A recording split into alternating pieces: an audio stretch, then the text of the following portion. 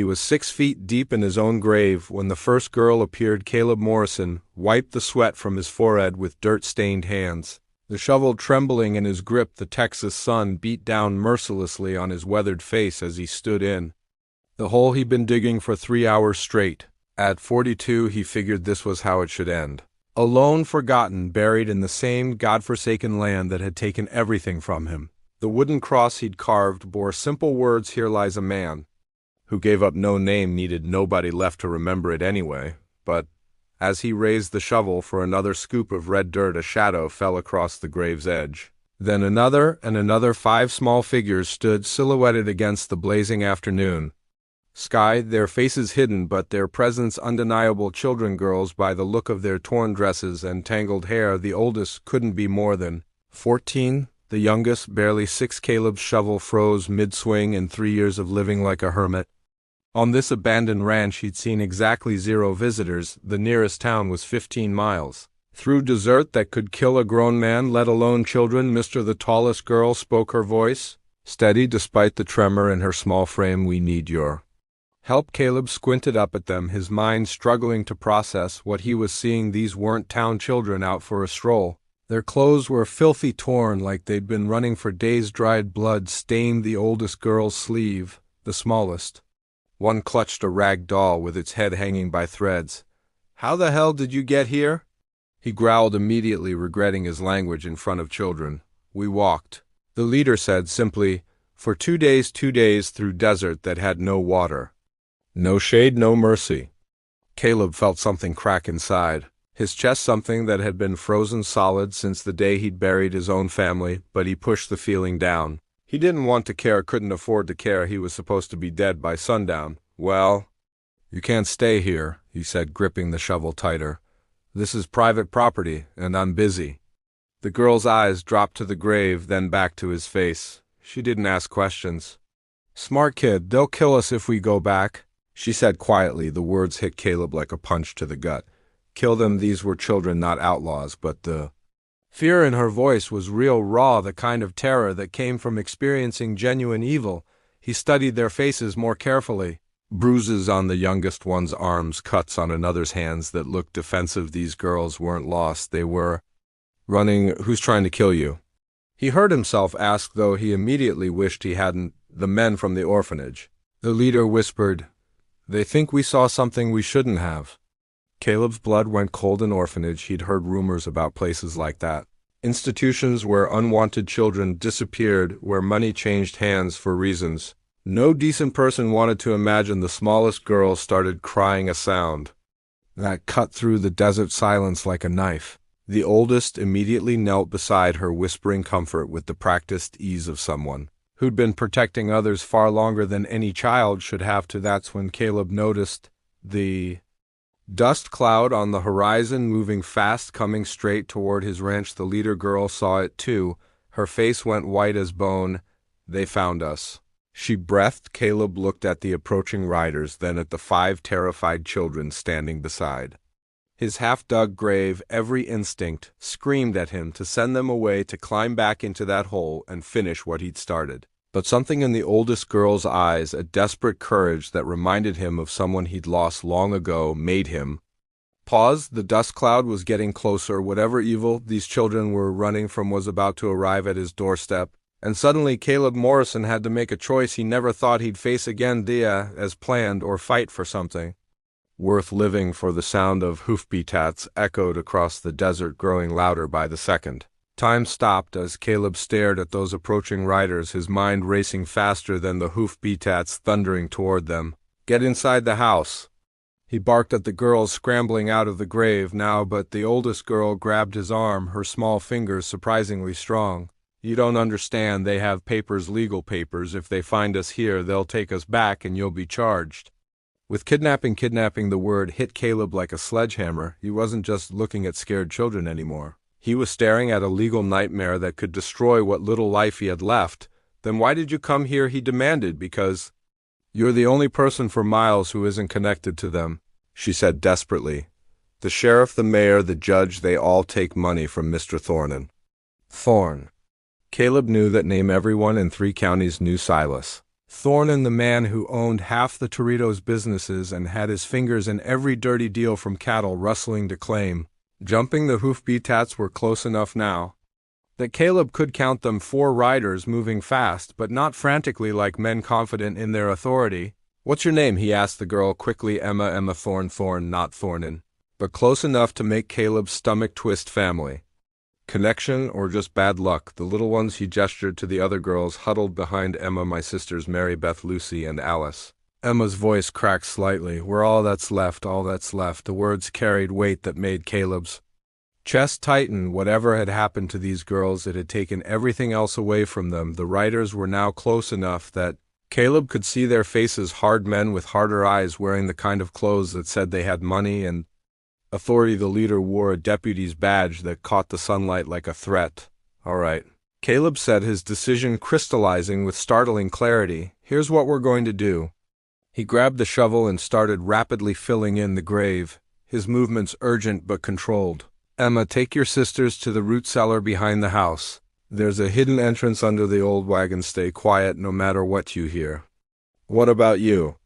Emma whispered. "I'm going to convince them you were never here." But even as he said it, Caleb knew it wouldn't be that simple. These men didn't strike him as the type to give up easily, and if Emma was right about their connections, they had legal power backing their search. The girls disappeared around the house just as the riders crested the small hill that bordered Caleb's property. He forced himself to keep shoveling, playing the part of a man simply filling in a whole nothing.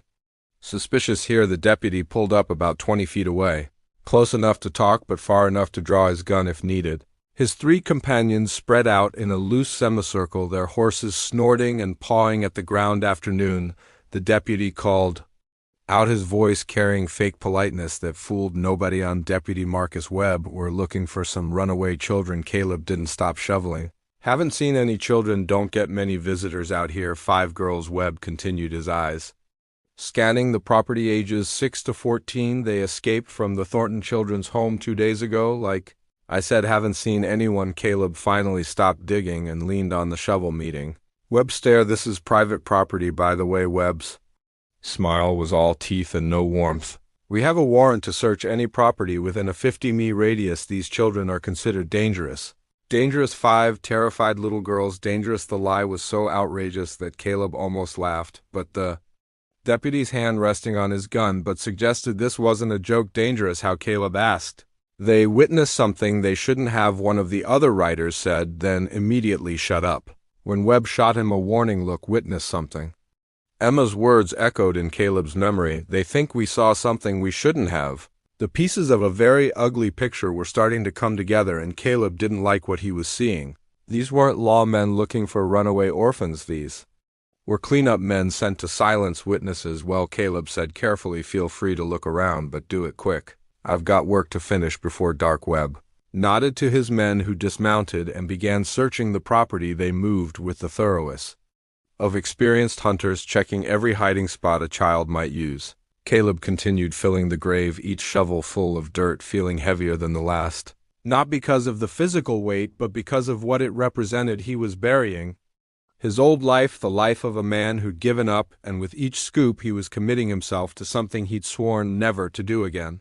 Care about someone other than himself. One of the searchers emerged from behind the house, shaking his head. Webb's jaw tightened with frustration. "Mighty big property for one man," Webb observed. "Must get lonely." "I like lonely," Caleb replied. "Most folks around here know to cooperate with the law." Webb said, his tone shifting to something harder. "Folks who don't cooperate sometimes find themselves facing serious charges." The threat hung in the desert, air like smoke from a brush fire. Caleb straightened up his hand, unconsciously moving closer to the pistol on his hip. "That sounds almost like a threat, deputy. Just stating facts," Webb said. "Those girls are carrying stolen property. Anyone harboring them would be considered an accessory to theft." Stolen property, another lie to add to the pile, but Caleb was beginning to understand the game. These men weren't interested in justice, they were interested in covering up whatever those girls had witnessed. The searchers finished their sweep and reported back to Webb with subtle headshakes. No sign of the children, but instead of looking relieved, Webb looked angrier. "You sure you haven't seen anything unusual?" He pressed 5 girls traveling alone through the desert. That's not something a man forgets. I'm sure, Caleb said firmly. Webb studied him for a long moment, then glanced at the partially filled grave. What were you burying? Dead horse, Caleb lied smoothly. Died of colic yesterday. Funny thing to bury so close to the house, funny thing to question. A man's choices on his own property. The tension stretched between them like a rope. About to snap, Webb's hand moved closer to his gun, and Caleb felt his own muscles coiling for action. But then Webb seemed to reconsider. Maybe it was the look-in.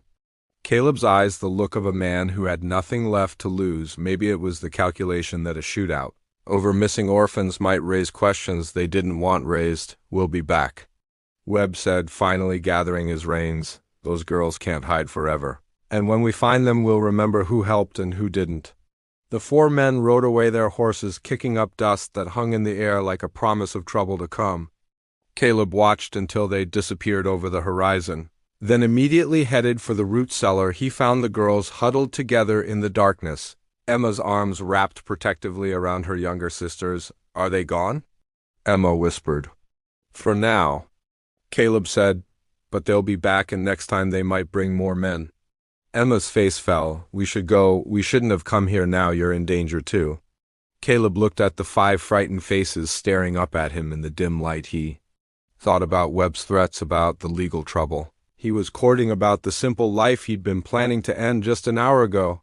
Then he thought about what kind of men would chase children through the desert and call them dangerous. No, he said firmly, you're staying right here.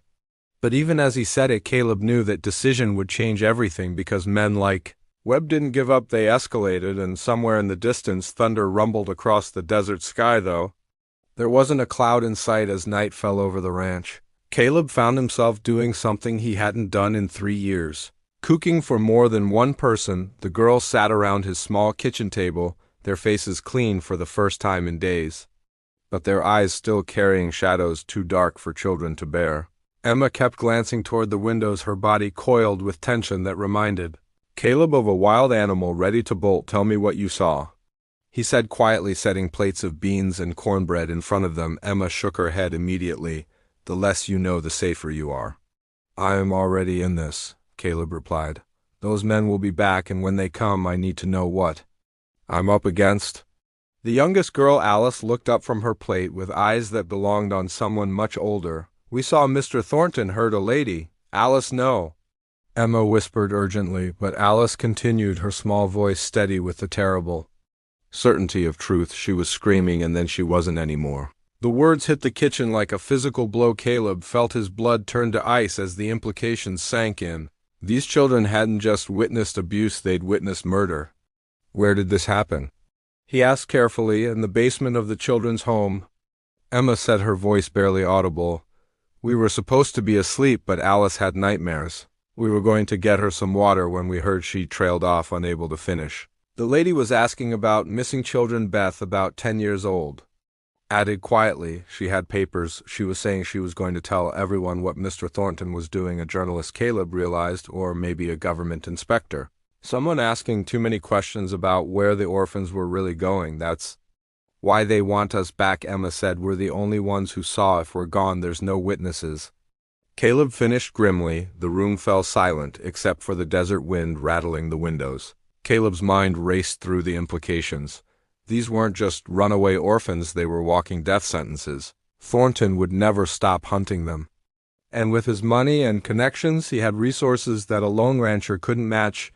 There's something else, Emma said hesitantly. The lady, before she died, she gave me this. She reached into her torn dress and pulled out a small leather journal, its pages yellowed and worn. She said if anything happened to her, someone needed to know the truth. Caleb took the journal with hands that weren't quite steady. He opened it to the first page and felt his world tilt on its axis. The handwriting was neat, precise, documenting names, dates, and payments, a complete record of Thornton's operation, not just the children's home, but a network of trafficking that stretched across 3 territories. Children bought and sold like cattle, some sent to work in mines where they die within months, others shipped to brothel in distant cities. The youngest ones simply disappeared, their fates recorded only as special orders with astronomical payment amounts. Sweet Jesus, Caleb breathed, his hands shaking as he turned page after page of documented horror.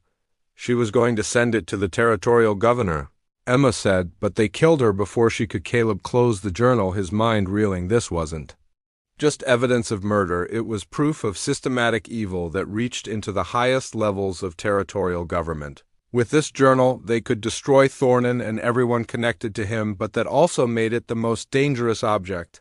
In 3 territories, they know she had this? He asked. Emma nodded. They tore her room apart looking for it. That's when we knew we had to run. A new sound cut through the night, the distant rumble of multiple horses moving fast, too many horses. For a simple search party, Caleb moved to the window and felt his stomach drop. At least a dozen riders were approaching, torches flickering in the darkness like angry stars. This wasn't a police search anymore. This was a hunting party they brought. An army, he said, grimly. Emma was already gathering her sisters, her movements sharp with practiced fear. We have to go right now, but Caleb shook his head. It's too late. They've got us surrounded. Through the window he could see riders spreading out around the property, cutting off every escape route. These men had come prepared for a siege, not a search. The cellar again? Emma asked desperately. They'll tear this place apart board by board, Caleb said. They know you're here, Mary, about 8 years. Old started crying silently, tears streaming down her dirt-stained cheeks. Lucy, barely 7, clutched her broken doll tighter, as if it could protect her from what was coming. Caleb looked at the 5 terrified faces staring at him, then at the journal. In his hands, evidence that could bring down a monster, but only if it survived the night. A voice boomed across the desert, amplified by a speaking trumpet. Morrison, we know they're in there. Send them out, and we'll make this easy as if there was an easy way to hand children over to murderers. Caleb moved to his gun cabinet and started loading weapons with swift, practiced movements, a rifle, his pistol, a shotgun that had belonged to his father. What are you doing? Emma whispered. What? I should have done 3 years ago, Caleb said, checking the cylinder of his Colt, standing up to evil. You can't fight them all, Emma protested. There are too many. Maybe, Caleb agreed, but I'll make sure they remember this night. He handed Emma the journal. There's a loose board in the back bedroom floor. Hide this there. If something happens to me, find a way to get it to the territorial capital. The voice outside boomed again, closer now. You've got 5 minutes, Morrison, then we're coming in. Caleb looked out the window at the ring of armed men surrounding his home. 12 against 1. Not great odds, but he'd faced worse during the war. The difference was back then he'd been fighting for abstracts. Country honor duty tonight, he was fighting for something much more powerful. Tonight he was fighting for children who had no one else. Get in the back room. He told the girls quietly, whatever you hear, don't come out until morning. Emma grabbed his sleeve. Mr. Morrison, what you're doing? Why? Caleb paused, thinking of his own children lost to fever. 3 years ago, of the man he'd been before grief had carved out his heart, because some things are worth dying for, he said simply. Outside, the 5 minutes were up, and the first torch was already flying toward his roof. The torch hit the roof with a shower of sparks, and Caleb's world exploded into chaos fire. On the roof, he shouted to the girls as he kicked out the front window and took aim at the nearest rider. His first shot dropped the man from his horse, the sound echoing across the desert like thunder. The response was immediate and devastating. Gunfire erupted from all sides, bullets splintering wood and shattering glass as the ranch house became a fortress under siege. Caleb rolled away from the window as lead projectiles tore through the air where his head had been. The smell of smoke was already creeping through the house as flames licked at the wooden shingles above. The whole place is going to burn, he muttered, crawling to another window for a better angle. Through the chaos he could hear Webb's voice shouting orders. Don't kill Morrison unless you have to. We need him alive to sign a confession. A confession. They weren't just here to murder witnesses, they were here to frame him for harboring criminals. Dead heroes couldn't contradict official stories. Another volley of shots forced Caleb to duck as wood splinters exploded around him. He counted muzzle flashes and calculated angles. 12 men, positioned strategically around the property, with more probably watching the back routes. But these weren't soldiers. They were hired guns and corrupt lawmen used to intimidating unarmed civilians, not fighting someone who shot back. Caleb proved that point by putting his next bullet through the shoulder of a man trying to flank the house. The wounded gunman's scream cut through the night, followed by cursing that would make a saloon blush. Morrison! Webb's voice carried over the gunfire. "Those children are criminals, you're harboring fugitives, and you're a murderer." Caleb shouted back, pumping his rifle and taking aim at another shadow. The fire above was spreading faster now, casting dancing light across the desert battlefield. Smoke poured through gaps in the ceiling, making breathing difficult and visibility. Worse, from the back room came the sound of coughing. The girls were trapped between armed killers outside and growing flames above. That's when Caleb realized the horrible genius of their plan. They didn't need to storm the house, they just needed to wait for the fire to drive everyone out. Then they could claim the children died in the blaze while trying to escape justice. "Emma," he called out the back bedroom window, "can you get it open?" "It's stuck," came her reply, followed by more coughing. Caleb cursed under his breath. The house was becoming a death trap, but stepping outside meant walking into a crossfire that would cut them all down in seconds unless he gave them something else to think about. Moving fast, Caleb grabbed a lantern and threw it against the front wall, spreading burning oil across the wooden planks. If they wanted fire, he'd give them more than they bargained for. The flames leaped higher, illuminating the entire front yard and exposing 3 gunmen who'd been using darkness for cover. Caleb's rifle spoke twice more, sending them scrambling for new positions, but the victory was costly. The increased flames meant less time before the roof collapsed, and the smoke was getting thicker by the minute. "The children are going to suffocate." Emma's voice was strained with desperation. Caleb made a decision that went against every survival instinct. He had loading his shotgun with both barrels. He kicked open the front door and stepped onto the porch. "Here I am," he roared into the night. "Come and take me." The concentrated firepower that answered nearly tore him apart. Bullets chewed up the porch around him as he dove behind. A water trough, buckshot, and rifle balls turning the night into a storm of lead.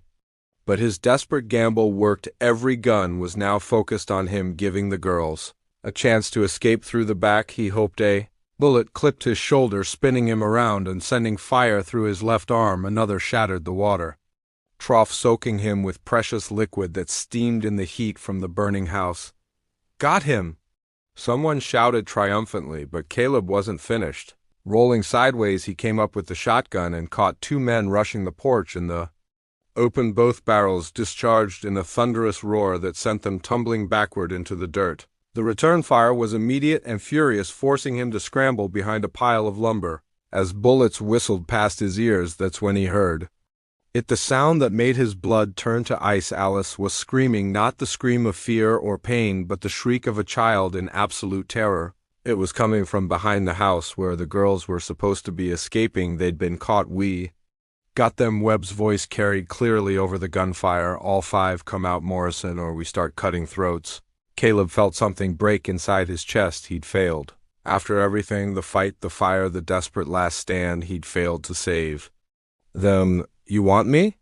he called out, his voice from smoke and rage. "Let them go, and I'll come out unarmed." "No deal," Webb replied. "You're both coming with us, but if you surrender now, maybe some of these children live to see morning." "Maybe." The word carried all the cruelty of false hope. Caleb looked at his remaining ammunition, 3 bullets in the rifle, 4 in his pistol. Not enough to fight through 12 men and rescue 5 children, but maybe enough for something else. The journal hidden under the loose floorboard in the back room, now filling with smoke and flames, evidence that could destroy Thornton's entire operation if it survived the fire. If you were Caleb, what would you do? Surrender and hope these murderers show mercy to innocent children, or make one final desperate play that could save the evidence but doom them all? Tell me in the comments. I need to know which side you'd choose, because what Caleb decided next would either redeem his soul or damn it forever. Moving with purpose born of absolute desperation, he began crawling back toward the burning house, not to surrender but to retrieve the one thing that could make their deaths mean something. The roof creaked ominously above, ready to collapse at any moment, and somewhere in the darkness, Alice was still screaming. Chapter 5. Caleb crawled through smoke and flames toward the back bedroom, his lungs burning with each breath as the house groaned around him like a dying beast. The floorboard was exactly where he told Emma to hide the journal, but now it was hot enough to blister skin. Using his knife, he pried it up and felt relief wash over him as his fingers closed around the leather-bound evidence. That's when he heard footsteps on the front porch. They were coming in through the smoke. He could see shapes moving through the doorway, 3 men with bandanas over there, faces, guns drawn, searching for survivors. They moved carefully, expecting resistance, but they weren't prepared for what Caleb had planned. He stuffed the journal inside his vest and grabbed the kerosene lamp from the bedside table. The house was already burning, but what he needed was an explosion big enough to scatter their attackers and create chaos. Moving quietly to the kitchen, he found what he was looking for: his store of blasting powder kept for clearing rocks from fields, enough to level half the house. The footsteps were getting closer. "Check the back rooms," Webb's voice carried through the smoke. "Morrison's in here somewhere." Caleb poured the powder around the kitchen, creating a trail that led to the largest concentration. If he timed this right, the explosion would blow out the back wall and give him a chance to reach the girls. If he timed it wrong, he'd be scattered across 3 counties. "Found something," one of the searchers called out. Blood trail leading to the kitchen. Time was up. Caleb lit the kerosene-soaked rag he'd prepared and dropped it onto the powder trail. The fire raced along the floor like a living thing, giving him maybe 10 seconds before the entire kitchen became a bomb. He dove through the window just as the explosion tore through the house. The blast was devastating. The entire back wall disintegrated in a shower of wood and flame. The shock wave knocking down 2 men who'd been guarding the rear. The 3 searchers inside simply vanished in the fireball that erupted from what had been the kitchen. Caleb hit the ground hard, his ears ringing and his vision blurred from the concussion. But he was alive, and more importantly, he could see the girls. They were tied to a wagon about 50 yards away, surrounded by the remaining gunmen who were now stumbling and disoriented from the explosion. Webb was shouting orders, but his voice seemed to come from underwater. Alice was no longer screaming. She sat perfectly still, her small body rigid with terror that had gone beyond sound. That's when Caleb saw something that made his blood boil with rage. Emma's dress was torn in a way that had nothing to do with their escape attempt. Her face was bruised, and she held herself with the careful posture of someone trying to hide fresh pain. They'd hurt her. These animals had put their hands on a 14-year-old girl. All thoughts of strategy and survival burned away in a furnace of pure fury. Caleb rose from the rubble like an avenging spirit, his rifle speaking death as he charged toward the wagon. His first shot took down the man closest to Emma. His second sent another gunman spinning into the dirt. The remaining men scrambled for cover, but Caleb was among them now, fighting with the savage intensity of a man who had nothing left to lose. A pistol barked to his left, the bullet creasing his ribs and spinning him around. He answered with the butt of his rifle, crushing the shooter's skull and snatching his weapon. "Kill him!" Webb screamed from behind the wagon. "Kill him now?" But Webb's men were discovering that there's a difference between murdering children and fighting. A man who's already considered himself dead, Caleb, fought like a demon, using every dirty trick he'd learned in 2 wars and 3 decades of frontier living. He grabbed one gunman and used him as a shield while putting a bullet through another.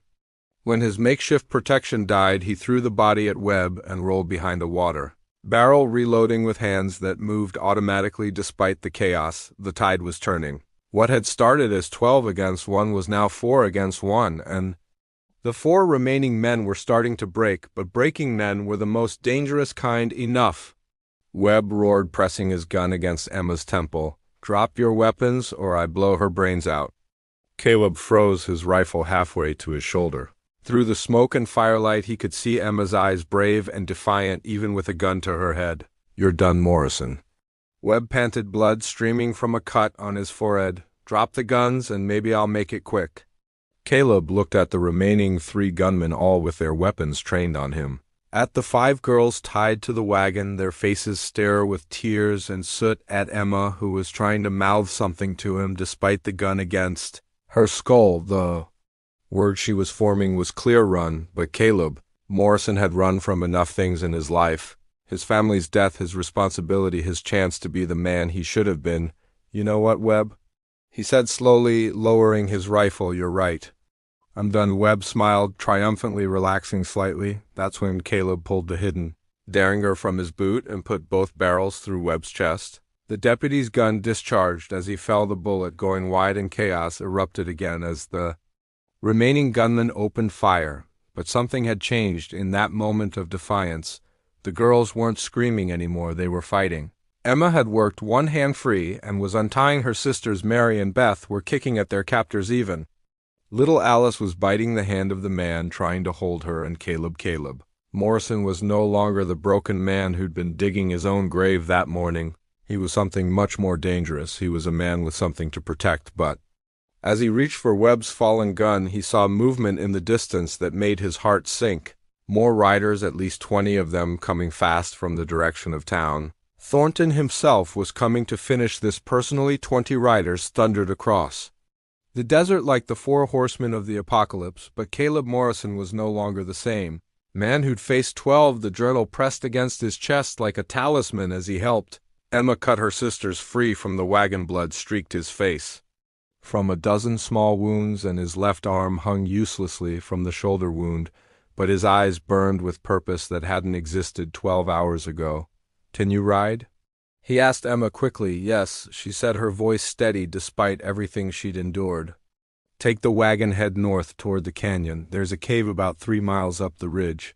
You can hide there." "What about you, Mary?" asked her 8-year-old voice, trembling. Caleb looked at the approaching dust cloud, then at Webb's body sprawled in the dirt.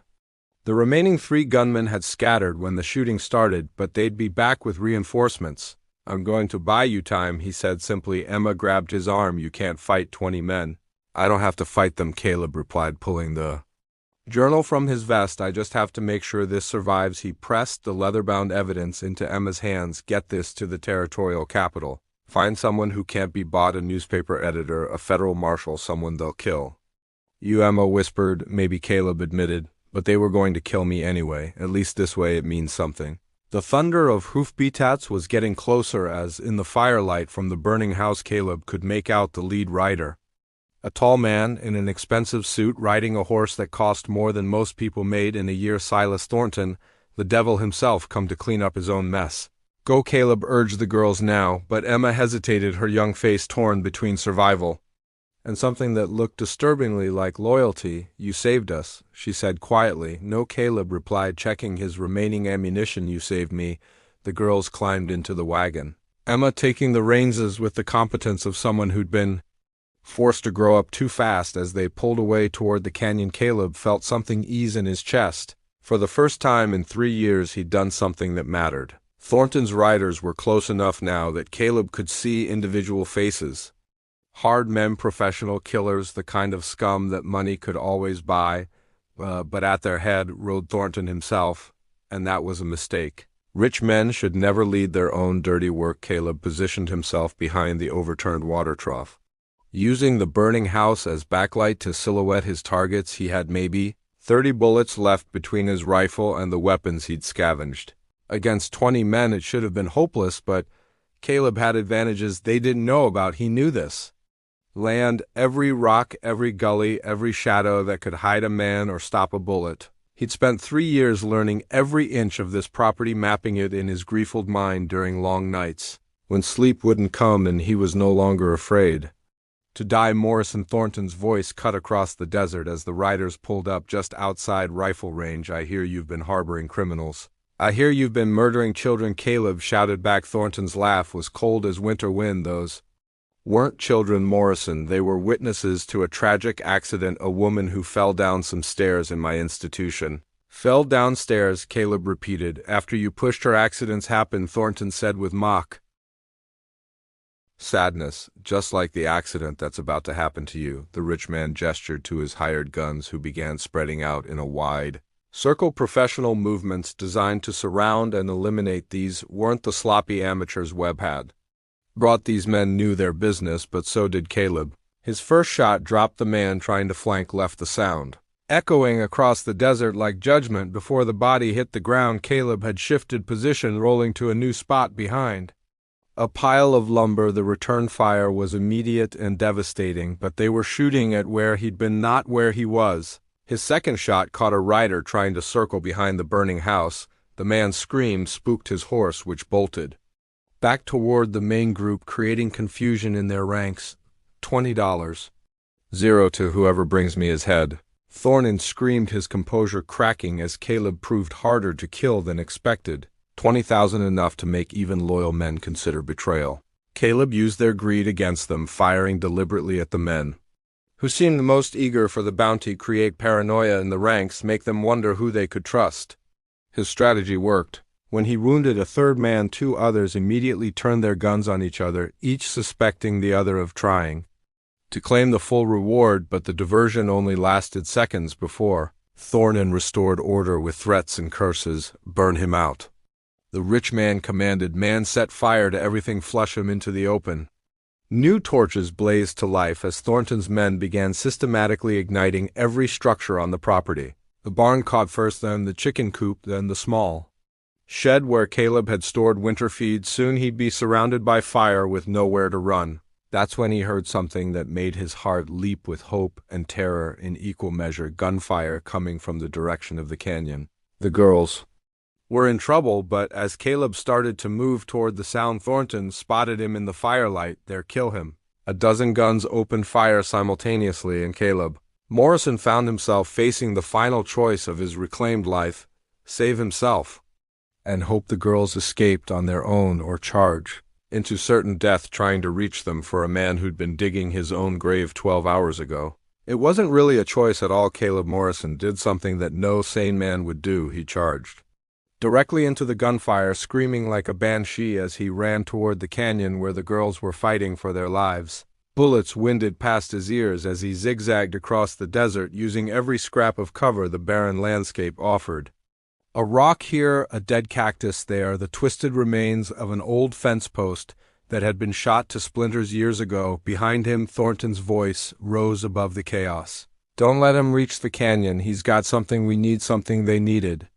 The journal, they knew Emma had it, which meant someone had seen the exchange, which meant the girls were facing more than just a few stray gunmen who'd caught up to them. A bullet clipped Caleb's leg, sending fire through his thigh, but he kept running.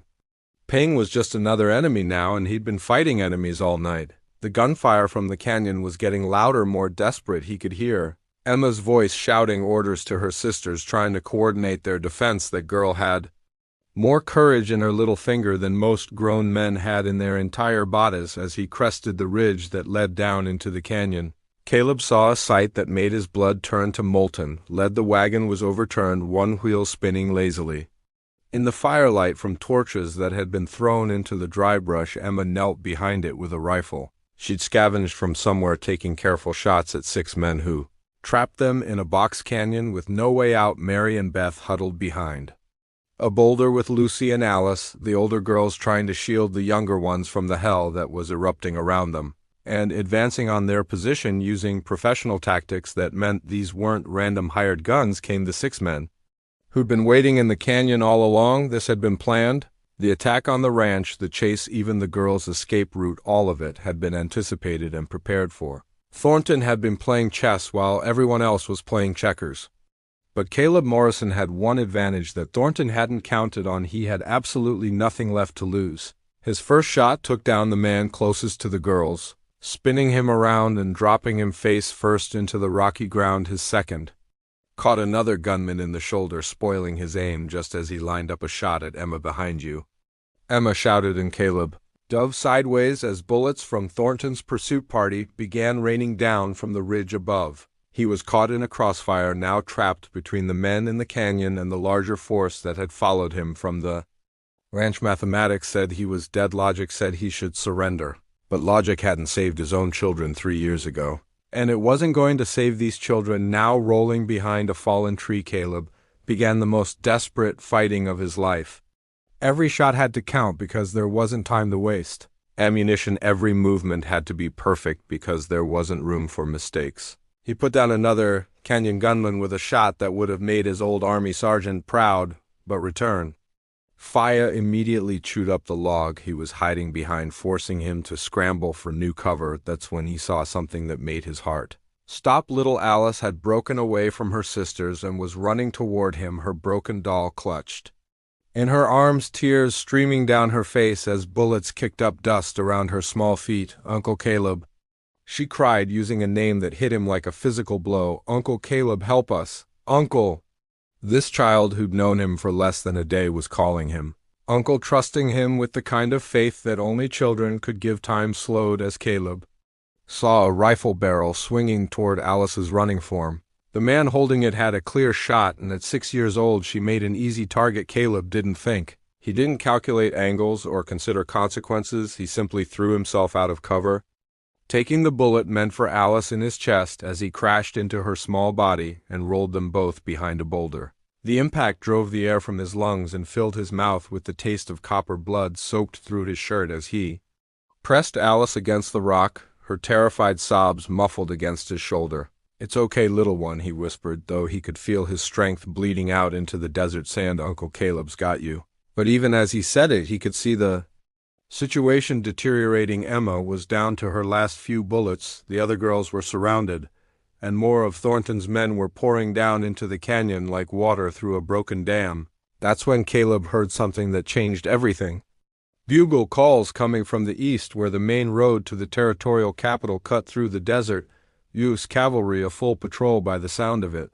Riding hard toward the gunfire, Thornton had made his final mistake in his eagerness to silence witnesses. He'd created a battle big enough to attract federal attention, but the cavalry was still minutes away, and Alice was bleeding from a graze on her arm where Caleb hadn't been fast enough to shield her completely. Minutes they didn't have. If you've enjoyed this story so far, hit that subscribe button because you won't believe how this ends. Caleb looked at the journal sticking out of Emma's torn dress, then at Alice's trusting face, then at the approaching sounds of salvation that might arrive too late. He had one bullet left, one final choice to make, and as Thornton himself appeared at the canyon's edge, gun drawn and murder in his eyes, Caleb Morrison prepared to make the most important shot of his life. Caleb Morrison raised his rifle with hands that shook from blood loss, lining up the most important shot of his life as Silas Thornton stood silhouetted against the canyon rim. One bullet, one chance to end the monster who'd built an empire on the suffering of children. But as his finger tightened on the trigger, Alice stirred in his arms. "Uncle Caleb," she whispered, her small voice cutting through the chaos like a prayer. "Are we going to be okay?" In that moment, Caleb realized something that changed everything. This wasn't about revenge anymore. It wasn't about justice or making Thornton pay for his crimes. This was about a 6-year-old girl who needed to believe that good could triumph over evil. Instead of shooting Thornton, Caleb turned his rifle toward the canyon wall and fired his last bullet into a pile of loose rocks above the remaining gunmen. Avalanche was small but effective, burying 2 of Thornton's men and creating enough chaos for Emma to grab the journal and run toward Caleb's position. "The cavalry is coming," she shouted as she slid behind the boulder. "I can see their dust." Thornton's voice echoed off the canyon walls, filled with rage and desperation. "Kill them all, leave no witnesses." But his men were already starting to break. The sound of approaching bugles meant federal troops, and federal troops meant questions that Thornton's money couldn't buy off. One by one, the hired guns began slipping away into the desert shadows, abandoning their employer to save themselves. Only Thornton and 3 of his most loyal killers remained trapped in a canyon that was about to become their grave. The cavalry arrived like avenging angels, blue uniforms and gleaming sabers pouring into the canyon as Captain Benjamin Hayes led his patrol down the narrow trail. "This is the U.S. Army," Hayes shouted. "Throw down your weapons." Thornton's response was to grab a rifle from one of his fallen men and take aim at Emma. But Caleb still had one weapon left, the derringer he'd used to kill. Both shots fired simultaneously. Thornton's bullet went wide as Caleb's derringer ball took him center mass, spinning the corrupt businessmen around and dropping him face first into the canyon floor. The last 3 gunmen surrendered immediately, throwing down their weapons as cavalry soldiers surrounded them. Captain Hayes dismounted and surveyed the carnage with the experienced eye of a man who'd seen too much violence on the frontier. "What happened here?" he demanded. Emma stood up slowly, the journal clutched against her chest, and began to speak. Her young voice was steady as she told the story: the murders at the orphanage, the evidence. They'd witnessed the night-long battle to survive. When she finished, Hayes looked at the journal she handed him, his face growing darker with each page he turned. "Sweet Mother of God," he breathed. "This goes all the way to the territorial governor's office. That's why they had to silence us." Emma said quietly, "We were the only witnesses." Hayes nodded grimly. "Not anymore. This journal, combined with your testimony, will bring Down everyone involved in this corruption as the cavalry medic worked on Caleb's wounds, wrapping bandages around his chest and shoulder. Alice climbed into his lap with her broken doll, Uncle Caleb. She said seriously, "Are you going to die?" Caleb looked down at this brave little girl who'd survived hell and still worried about others. At Emma, who'd protected her sisters with the fierce courage of a lioness. At Mary Beth and Lucy, who'd never again have to fear the monsters who'd stolen their childhood. "No, little one," he said softly, "I'm not going to die, not today." And for the first time in 3 years, Caleb Morrison meant those words 6 months later. Caleb stood in the doorway of his rebuilt ranch house watching 5 girls play in the yard he turned into a proper home. The children's home had been shut down, its corrupt officials imprisoned or fled. Thornton's criminal network had been dismantled. Piece by piece, the journal providing evidence that reached into 3 territories Emma, now 15, had become the unofficial leader of their unusual family helping. Caleb transformed the ranch into a place where damaged children could heal. Mary and Beth had started attending the new school in town, their laughter returning gradually as nightmares faded. Lucy had learned to smile again, and Alice still called him Uncle Caleb and still carried her broken doll everywhere. But now the doll had been carefully mended, its head reattached with loving stitches that would never let it fall apart again. Just like the family they'd all become, the man who'd been digging his own grave had found something better than the death he'd planned. He'd found redemption in protecting those who couldn't protect themselves. And as the sun set over the Texas desert, painting the sky the color of hope, Caleb Morrison finally understood what it meant to be truly alive. Some men are born to greatness. Others have greatness thrust upon them, but a rare few find greatness in the simple act of standing between evil and innocence. No matter the cost, Caleb Morrison had found his purpose in 5 orphaned girls who appeared when he needed them most. And they had found their salvation in a man who'd given up on everything except doing what was right. Now click on the video on the screen to hear a story even better than this one, with a twist so powerful you won't forget it anytime soon.